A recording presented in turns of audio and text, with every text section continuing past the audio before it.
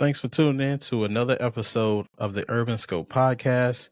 I know it's been a little while since I last recorded, so I got a full slate of topics today that I wanted to discuss and to kind of analyze, just to bring everyone up to speed on a couple things I'm excited about, a couple things I'm concerned about. So don't forget to like and subscribe to the content and make sure to watch the content and to get the information from the content. We'll be discussing a lot of different things today. So first thing I wanted to discuss was one of my favorite TV shows. It's called Power. It's produced, kind of created by the rapper 50 Cent. And there's kind of some drama going on lately between um, the show he has actually called Power. Um, so um, the main characters on the show, so to speak, is Omari Hardwick, who plays the character Ghost, and then Naturi Naughton, who actually plays his wife as Tasha on the show. So recently, Omari Hardwick was killed off for the show, and when he was killed off for the show, he kind of griped about his lack of compensation on the show, even though he was a pivotal role on the show. So he's been doing interviews and podcasts, kind of talking about his lack of compensation on the show. While 50 Cent was kind of thrown under the bus by Omari Hardwick on this topic. So uh, 50 Cent recently went on The Breakfast Club and kind of talked about how he thinks that Omari overvalues himself when it comes to the show.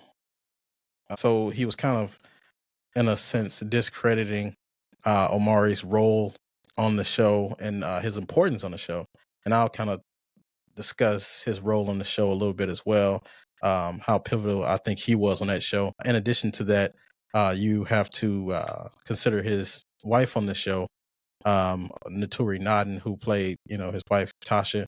Uh, she defended him on, she kind of defended him on the interview, and she basically said that he was the epitome of power, and there would be no power without him. And I totally agree with that. Maybe if we never saw Omari Hardwick in that role, maybe we never know him as famous of an actor. He played in some Tyler Perry stuff, and he played in some other things as well before Power and after Power. But that's probably his most intricate or most powerful, pivotal role. Um, but it shouldn't negate the fact, because I hear a lot of people saying that Omari Hardwick, what has he played in before and after Power? That doesn't matter. It's about the moment, about what he did on that show, and that's what we're referencing to. Now, if you want to talk about his filmography, then that's different. But if you want to talk about this specific show, he was the show. The show wouldn't exist without him. He was the main character. Everything was revolved around him. Any drama on the show, he was at the centerpiece of it. And he, like I said, he was on every episode, like most characters were. But like I said, he was intricate in everything that was Power. And even to this day, even though they killed him off and they did the spinoffs with his son, who's played by Michael Rainey, Tariq is his name on the show. Even the spinoff is it's not it's geared towards the momentum of Ghost. It's Power Book 2, and then, semicolon or colon Ghost. So everything on the show revolved around Omari, and I think there's a two-sided coin on this, because while 50 Cent has his gripes and Omari has his gripes, I see both sides. Not to just play it safe, but Omari did play a pivotal role, but at the same time, 50 Cent has gone on record and said he's been underpaid for Power because, like I said, unfortunately, black cinema, they don't spread the dollars around like that or pay as more for the black dollar or black shows when it comes to that type of stuff. And it's on a smaller network, even though it's a premium cable network on Stars. Stars is not seen as a HBO or shows like that, but most shows or movies kind of complain about the pay, and that's why they had to strike within that last year or two. Just the strike of not being compensated fairly, and the residuals and the royalties and things like that. So, like I said, I see both sides on it. Omari, like I said, he has a right to feel like he was underpaid, which most actors and actresses probably feel they're underpaid, but I didn't think he was right in kind of throwing 50 Cent under the bus. 50 Cent did give him an opportunity to, to get that big brand out there, to be able to get other roles. And I think, in my opinion, uh, Omari was like the best actor on that show, next to, Omari's lawyer on the show. That his name escapes me, but his name was Proctor on the show, but he played on, I believe, Entourage and things like that. But um, he was one of the best actors on the show as well. But 50 Cent does have a point, like, well, not on the overvaluing himself, because I would never say someone overvalues themselves. You set the price on yourself. Whether you get priced out or not, that's up to you, and your decision. But I would never say you overvalue yourself. That's why I think it kind of hit home for Naturi Naughton when she was kind of defending Omari Hardwick in this situation, because like I said, your value is your value. And we kind of talked about that. Well, I talked about that earlier on a episode with Vlad TV.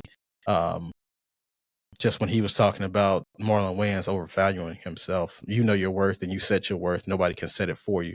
They can price you out of it, but they can't set your value. You do that. You can decide how much you want to take, how much you're willing to take, and what you're not going to take. So, and I think, just from my perspective on the show as well, another dynamic people didn't think about is, um, Power. I want to say like the first 4 seasons, like the writing was good. It was realistic or somewhat realistic. But after season 4, it kind of declined because of the storylines kind of got drawn out and kind of got over exaggerated and became unrealistic.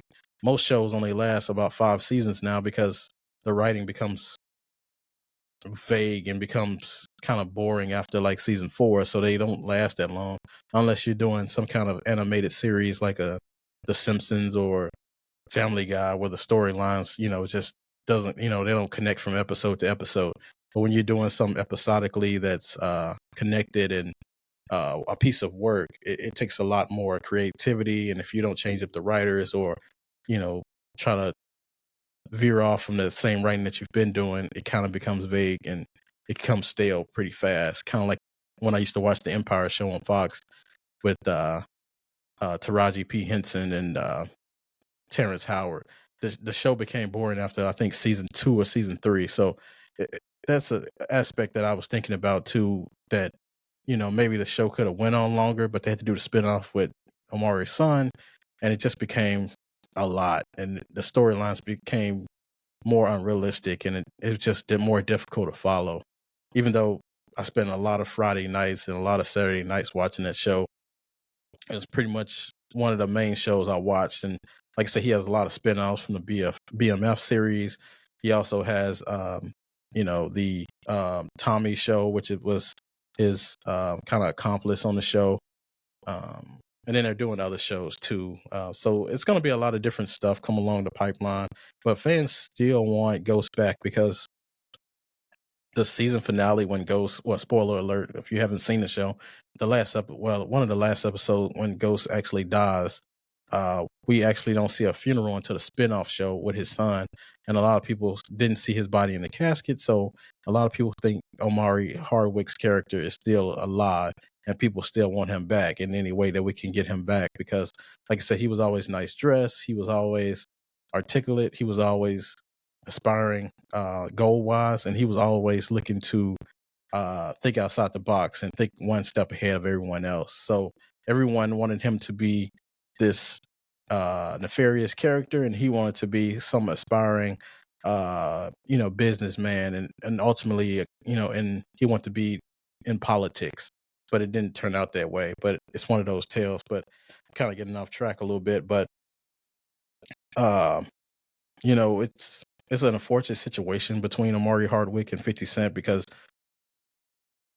Omari talked about how the beginning seasons he wasn't making so much money, so he had to borrow money from 50 Cent and he had to take a loan out, and before he actually kind of got his money right.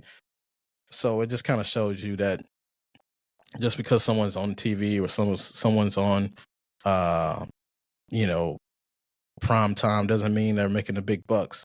that just mean they have a lot of exposure. Sometimes the situation is more complicated than that. So, like I said, I just hope that they can reconcile this situation and be able to work together again and get the situation right. And then once they get that situation right, man, we'll be having some good TV coming up. So, uh, yeah, so that's pretty much on the ghost topic, and uh, hopefully they'll return um, to prominent TV one day. So, and then speaking of return, something I'm really excited about, the return of Scary Movie franchise um, with the Wayans brothers. So previously, the Wayans brothers, they did the Scary Movie series 1 and 2, but they were kind of kicked out of the subsequent scary movies. So they were kicked out of the later installments. So they're actually Marlon announced. Well, actually, he went on the Breakfast Club and he kind of said he had big announcement coming up. And then maybe a couple days later, he announced on social media that him and his brothers are actually working on a new scary movie series that I think is supposed to come out next year, which is pretty soon. I guess they might have already been working on it or something, but I'm very excited about it. I was a big fan of especially Scary Movie 1, but the Scary Movie 1 and Scary Movie 2, after the Wayans brothers went away, I did lose interest. I think I watched some of the third and maybe the fourth with Kevin Hart or whatever, but it wasn't the same. The Wayans brothers are top-notch comedians and royalty as far as comedy is concerned. Uh, and I'm just excited for them to get that going again. So according to Rolling Stone, on December 29th of 24, he announced a reboot, and this is the first uh, installment by the Wayans brothers since their first installment was in 2000. So um, it was also the highest grossing film a black by a black actor. I mean, not black actor, a black producer, film director, Keenan Wayans. He was the first one. He had the highest grossing film up until that point. And then their latest installment for the whole Scary Movie series was back in 2013. So the series just kind of died out. Like I said, it got stale, they got vague. So I'm just excited. They didn't announce who all would be working on this movie. Previously, it was just Keenan, Sean, and Marlon, but I want to see Damon Wayans, the Damon Wayans Jr., his son. I want to see Kim Wayans, who she usually works as like a showrunner and kind of like produces things a little bit. So I want to see more of the Wayans family in the movie. And I was thinking about other people that could have been in the movie too, because like I said, are they going to bring Kevin Hart back? I know it might take a little bit more money, unless but it's the Wayans family, so he might be willing to take a pay cut to do it. But they might bring in, those social media influences like a Drewski or DC Young Fly or Kai Cenat or somebody like that. So it's going to be exciting to see what the cast looks like because they haven't announced the cast. Only thing I know is that Marlon is going to be in the movie or has some kind of role in the movie. And hopefully Keenan is doing the movie as well. He's going to direct it and produce it. Hopefully he does that. Like I said, I want to see all his family in the movie in some kind of way. Because like I said, the show is going to be real good. But another thing I was also thinking about was what movies are they going to spoof? It's been about maybe 15 years since the last movie that they actually done. Maybe even longer, maybe 20 years. Yeah, it's been like 20 years since the last movie they've been on, which is Scary Movie 2. So there's a lot of movies to spoof, and they just don't spoof scary movies, they spoof other movies as well. So a couple of movies I was thinking about or hoping they would spoof because it would be kind of funny. The Don't Breathe movie, which was the horror movie about the blind veteran, who these guys try to rob his house and it didn't turn out well for him, which it was considered a horror suspense movie. I want to see him do that one. The Jordan Peele, well, not Jordan Peele. Yeah, the Jordan Peele Get Out and Us movie. Now hopefully those are in there. Those would be pretty funny to spoof. The It movie, um, with the clown, that'll be good. And the Black Phone movie, which was kind of loosely based on a true story. The Quiet Place movie, the Annabelle, the Conjuring movie, and the Speaking No Evil movie. Now, if he can spook those movies, like I said, they have such a comedic brain and such creativity. They'll be able to spoof these movies so well that we won't even think about the angles that they take on these movies. Um, so it's just going to be a good time as far as film's concerned, and I'm looking forward to seeing the trailer or finding more information about that movie. Hopefully, that movie will come out within, it's supposed to come out, I think, next year in September. But like I said, with movies, it's kind of hard to tell. They push back those movies all the time. So hopefully, everything's on track for that movie, and I'll be doing an update and a review on that movie once I see it as well. Um, so, like I said, um, the Wayans brothers, they're back at it again. So, like I said, all of the brothers and the family members are 40 plus in age, and they're still active out here. They're still doing comedy tours. They're still doing movies. They're still doing interviews and TV shows, and they're still relatively healthy. So, um, it's nice to see these brothers still bond together, and there's no um, hard feelings toward anyone, and everyone's still progressing. And like I said, I look forward to that movie coming by. So, uh, and so speaking of greatness, um, on ESPN First Take the other day, Ti was a guest, and so Ti, Stephen A. Smith, Cam Newton, and Shannon Sharp all ranked the top Atlanta rappers, seeing that Atlanta is Ti's hometown, seeing that Cam Newton's hometown is Ti. It was kind of interesting because they had a different perspective from everyone. They were outside, so to speak, when most of these artists were out and about. So they kind of gave a list of their top 5 rappers, mostly Ti and Cam Newton, that I take credibility in. I don't think Stephen A. or Shannon Sharp actually listens to hip hop that much. They're more kind of old soul, so I think they kind of dabble in it, being around football players and athletes and stuff like that. So, but nevertheless, they said that Andre 3000, Future, Ti, Gucci Mane, and Jeezy were the top rappers from Atlanta of all time. So I'm not from Atlanta, but being from Memphis, I will be doing a top 5 all time rappers from Memphis pretty soon. I haven't forgot about that. I'll still be doing that one. Because like I said, that one's near and dear to me. So I'll be definitely doing that one pretty soon. So, but I don't think they really set a criteria for what they did. I think they were basically talking about impact. Now, when you're talking about impact, this list is totally correct. Just off, maybe Andre 3000 didn't have much of an impact as much as other ones because he was so lyrical. And in the South, it's more about the production, it's all about the vibe and all about the mood. But nevertheless, he made great hits, and being in the group Outkast, they made timeless music. You could still listen to an album from '93 and still not feel out of, like it's outdated music. But when you talk about impact, their impact is not just on Atlanta, but just the South, and I think the music in general, because they're speaking from micro perspective, but from the macro perspective of things, these artists influenced a lot of people. Like Future might have been in Atlanta, but he did influence like designer who created the Panda song. Um, you got a Jeezy who influenced rappers in New York, and he influenced rappers out west. And then you have a Gucci Mane who's just a businessman who influenced everything, or a Future who influenced a Drake who was from Canada. He does have Memphis ties through his dad, but he was mostly, he's Canadian, and he's mostly was, raised in Canada. So no matter where you've been influenced by an Atlanta rapper or the South in general.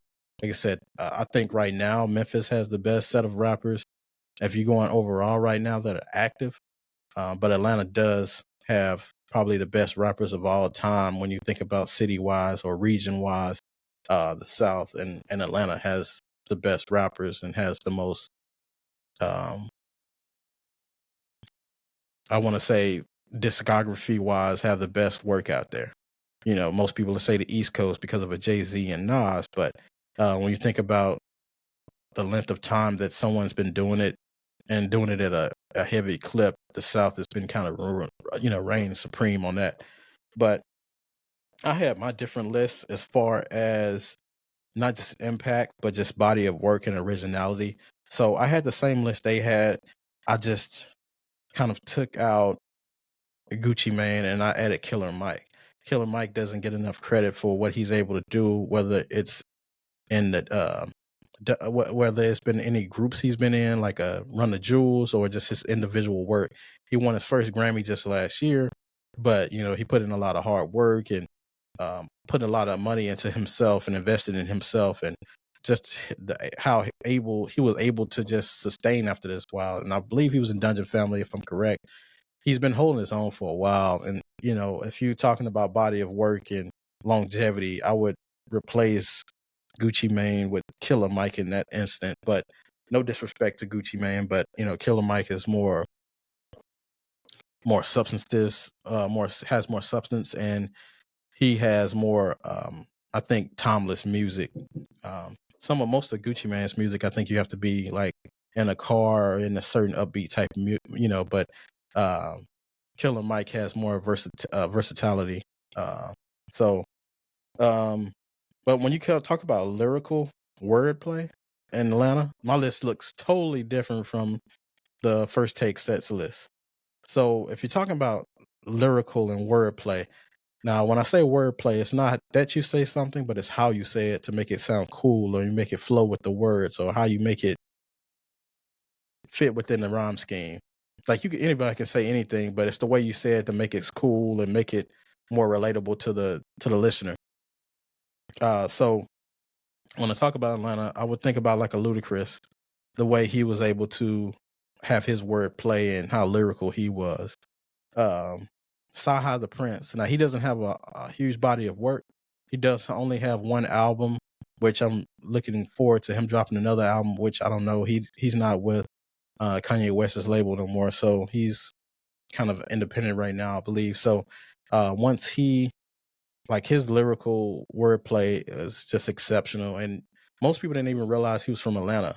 When you hear him, you might think he was from the East Coast or from the Midwest or something. His lyricism is just, it's not Atlanta like. Not saying that Atlanta rappers aren't lyrical, but he specialized in lyricism. So Saha the Prince, and he wrote for Kanye and Travis Scott and some of your favorite artists. So he has work out there, but his own projects, he only has one album. But I'm just talking about lyricism. Young Dro, which is another Atlanta rapper that you're kind of surprised at his lyricism, because when you see him, you think he's like he is an aggressive rapper, but you'll think he's just a straight gangster rapper that just talks about what he did. But he's able to, his metaphors are just, like I said, is worldly. Like you wouldn't expect him to be able to put words together like that. So he has a high vocabulary, and just his sense of rhyming and still making it interesting. So Young Dro is one of my top lyricists. And then I kept Andre 3000 in because, like I said, he doesn't drop often, and he only has technically one solo album, but he has a lot of albums with Outkast.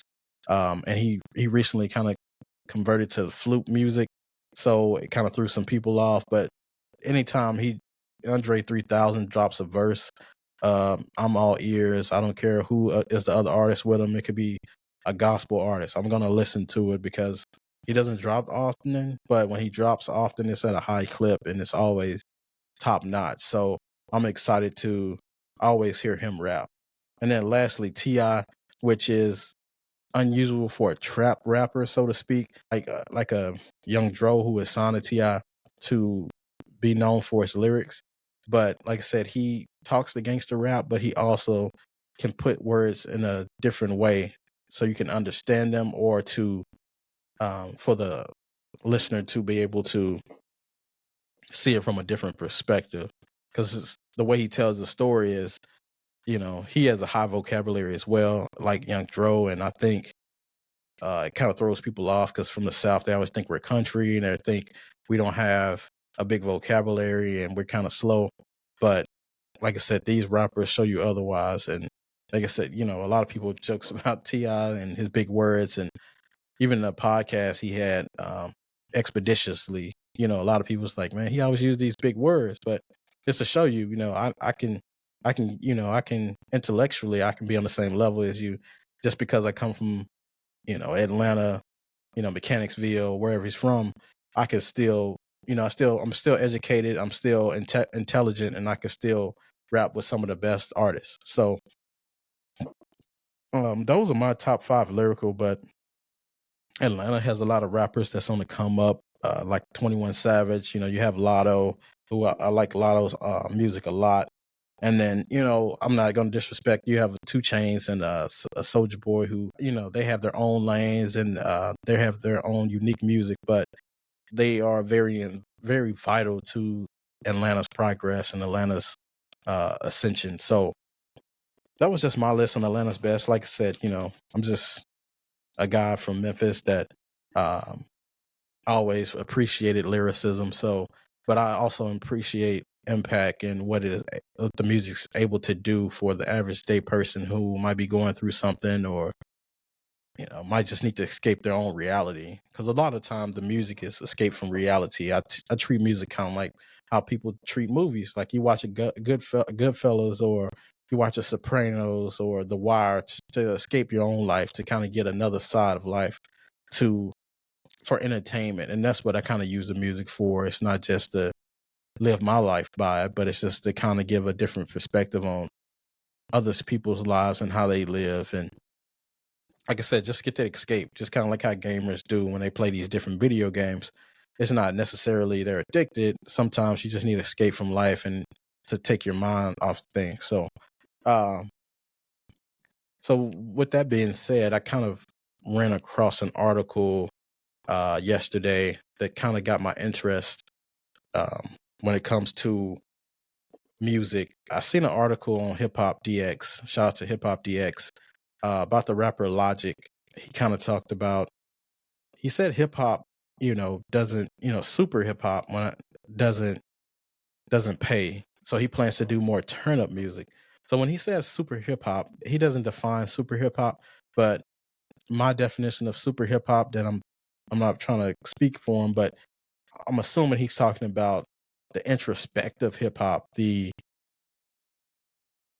typical hip hop from like the 90s, the early 90s, like your Nas's and things like that, the backpack rap. So, which is his kind of his calling card, Um, which when I thought about this, I was kind of interested because I was kind of, he has a point. When you rap about positive things or, Tupac, Brenda's Got a Baby, or if you kind of like have messaging in your music, it kind of doesn't pay like that. Because when you think about the artists that make the most money, you think about a Future or Drake, people like that, Jay-Z maybe to an extent, mostly Southern rappers. Most of them have turn up music that can play in the clubs, that you can play in the car around friends.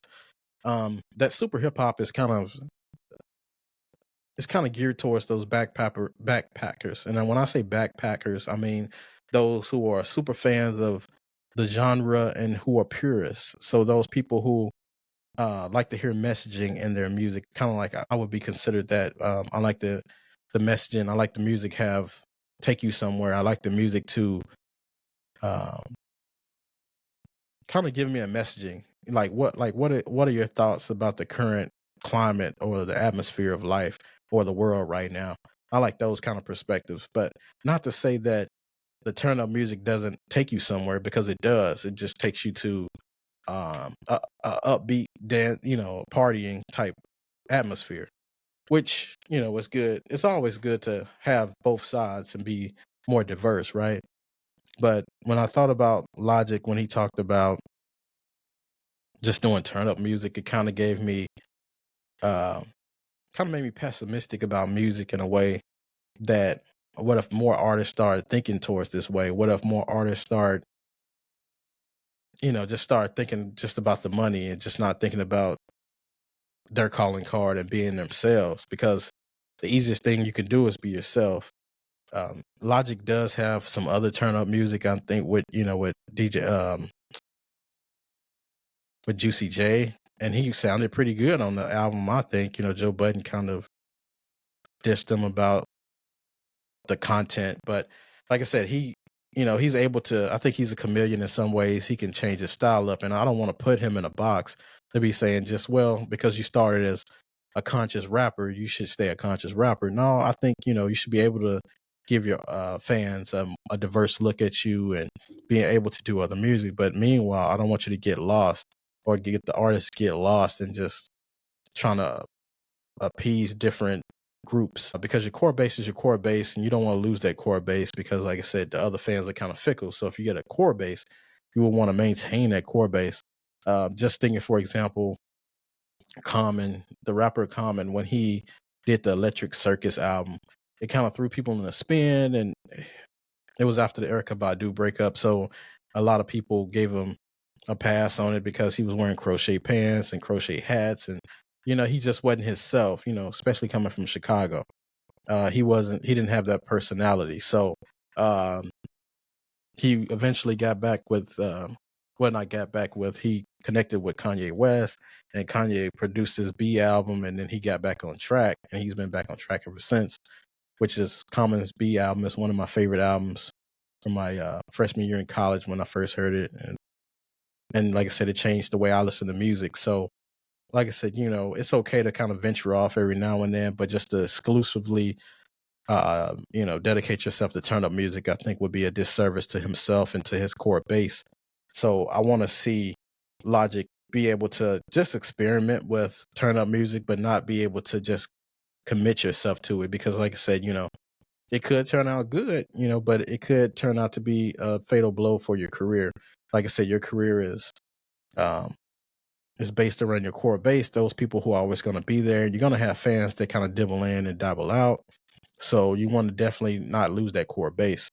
So, and then he's always kind of expressed a different desire. I think he's trying to find himself at this point because he's very lighter tone, but he's considered biracial because his father is black. But I think he's been kind of looking for his identity because he's always talked about he aspires to be an actor and he wanted to use the rap game to become an actor, which a lot of people lately are using hip hop to kind of get to other places, which I think is kind of ashamed. And then just allow people into our lexicon, so to speak, just to use us is, I think it's just a disgrace, and we shouldn't be able to let people to do that. But Tommy Richmond is kind of the latest person to do that. The $1 Million Baby guy, who says he's not hip hop, but he's nominated for the Grammys, upcoming Grammys for that song is nominated.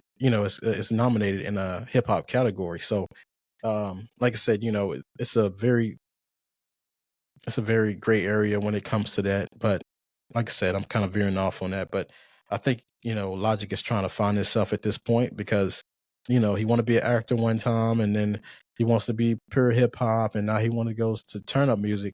So I think he just needs to find his niche and just stay there and, being able to still experiment with different types of music, but, just not to go too far off the path where you lose your core base.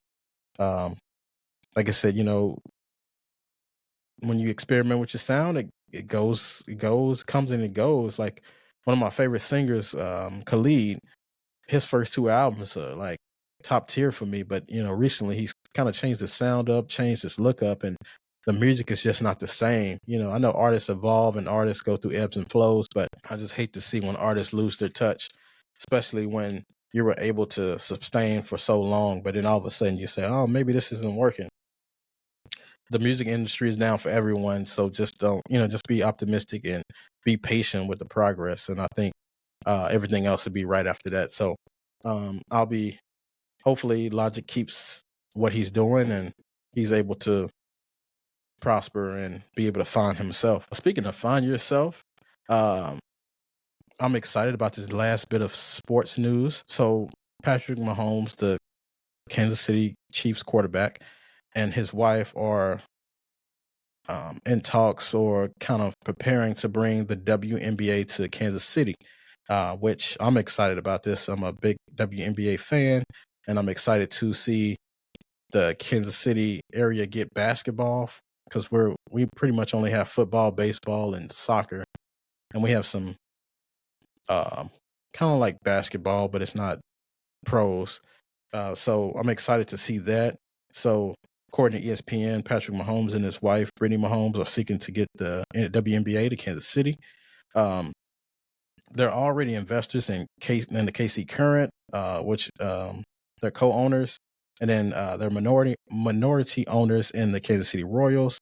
Um, they have ownership in or stake in Sporting KC, the professional soccer team, Alpine Racing, Miami Pickleball Club, and also their partners in the KC Mo Burger LLC, which has brought a lot of Whataburgers to the area. We didn't have Whataburger before Patrick Mahomes got here.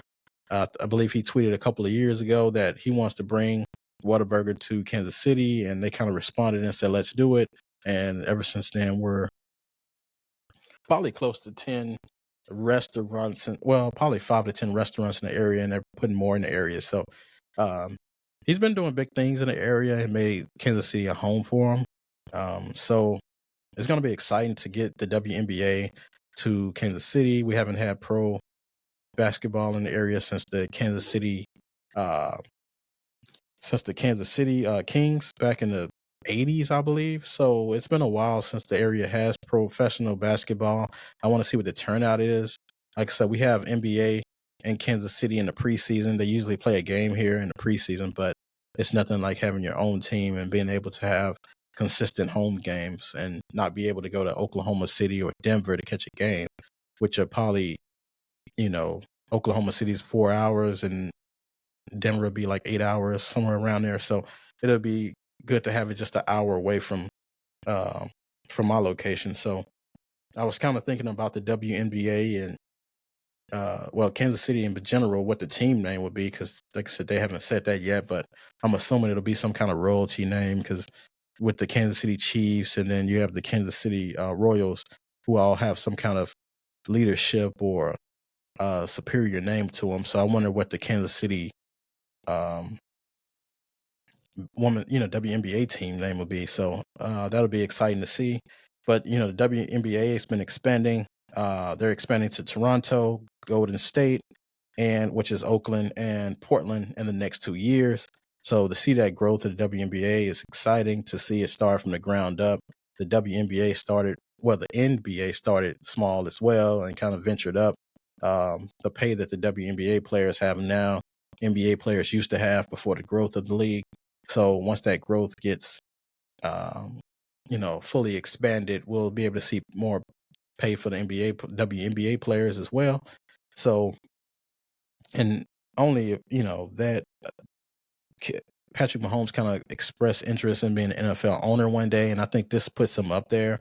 All the ventures that he's involved in now will give him that capital to be, whenever he retires from the Chiefs, to actually get ownership in a team. If the owners ever step down and don't give it to their kids. But like I said, Mahomes has that Michael Jordan type power right now in the league. And I think he'll be able to get ownership one day.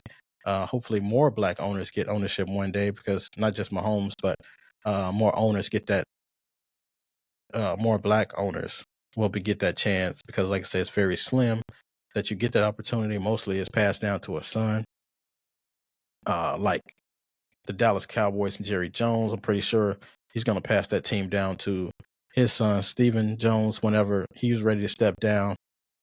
So like I said, hopefully Mahomes get that chance one day. Like I said, he's building the capital up right now from his NFL contracts, endorsements, and his investments, that he'll be able to step right into that role when it's time. And also this move that the WNBA is doing, expanding teams, it's going to be exciting, because like I said, it's going to bring more exposure to the city. It's going to bring more development and more, it's going to make it a lot more interesting in the city and in the Kansas City area. Just not only from just having pro football and pro baseball, but to have, women's pro basketball. Maybe it'll lead to an NBA team one day. And like I said, I'm excited to see the WNBA coming to Kansas City. Hopefully, just hoping that Juju Watkins will be draft eligible when we get that first pick when she comes out. So I'm gonna be covering the college women's basketball games here pretty soon. Those have been pretty interesting, and just the different dynamics of the changes to the teams with people getting drafted and people leaving the college. So, but yeah, that's just proof of just popularity of the growing sport. Just from them expanding to those other 3 cities, in addition to Kansas City, hopefully soon. So I'll keep an eye on it and cover it as the story develops.